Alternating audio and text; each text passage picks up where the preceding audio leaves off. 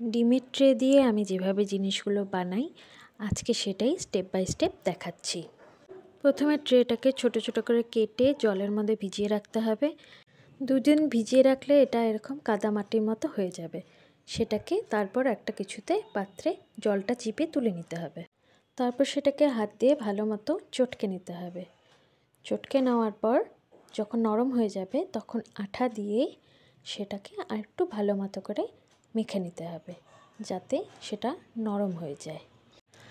তারপর কোনো ফেলে দেওয়া জিনিসের উপর মাটি দিয়ে যেভাবে মূর্তি তৈরি করা হয় ঠিক সেভাবেই চেপে চেপে সেটাকে বসিয়ে দিয়ে তুমি যে শেপ তৈরি করতে চাচ্ছ, যা বানাতে চাচ্ছ সেটার আকৃতি তৈরি করে রোদে শুকিয়ে নিলেই হয়ে গেল।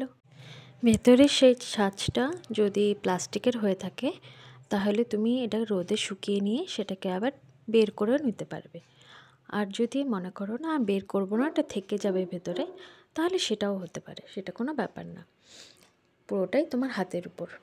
আমি এর আগে যে ফুলদানি মোমদানিগুলো করেছিলাম সেটাতে যে ছাঁচটা ছিল সেটা আমি রোদে শুকিয়ে নিয়ে বের করে নিয়েছিলাম।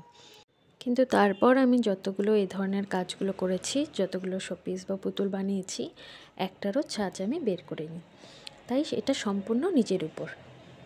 এর আগে তোমরা অনেকেই আমাকে বলেছিলে পুরোটা কিভাবে আমি তৈরি করি সেটা দেখাতে, তাই তোমাদের জন্য এটা পোস্ট করলাম। কেমন লাগলো অবশ্যই কিন্তু জানিও।